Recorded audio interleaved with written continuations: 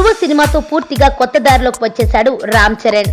Routine mass masala సినిమాలు చేస్తాడన్న ముద్రను చెరిపేసుకుని తాను కూడా ట్రెండ్ కు తగ్గట్లుగా వైవిధ్యమైన సినిమాలు చేసి మెప్పించగలనని రుజువు చేశాడు చరణ్. ఇక చరణ్ ను దృష్టిలో ఉంచుకుని రచయితలు, దర్శకులు కొత్త కథలు రూపొందించడానికి అవకాశం ఉంది. ధృవ తర్వాత సుకుమార్ లాంటి విలక్షణ దర్శకుడితో సినిమా చేయబోతుండటంతో చరణ్ కు మరింత క్లాస్ ఇమేజ్ వస్తుందని భావిస్తున్నారు. విశేషం ఏంటంటే సుక్కు సినిమా తర్వాత చేయబోయే ప్రాజెక్టు కూడా వైవిధ్యంగానే ఉండబోతున్నట్లు తెలుస్తోంది. సుక్కు సినిమాతో పాటే ఇంకో 2-3 ప్రాజెక్టులకు కమిట్ అయ్యానని ఈ మధ్య చరణ్ తెలిపిన సంగతి తెలిసిందే.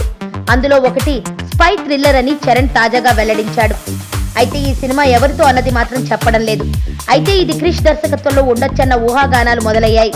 కంచె తర్వాత క్రిష్ వరుణ్ తేజ్ హీరోగా రాయబారి అనే సినిమా చేయాలనుకున్న సంగతి తెలిసిందే.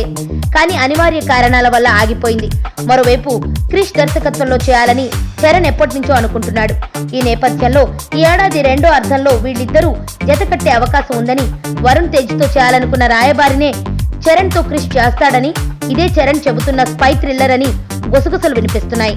మరోవైపు గౌతమ్ మీనన్ తో చేయాలనుకున్న సినిమానే ఇది అన్న మరో వాదన కూడా ఉంది.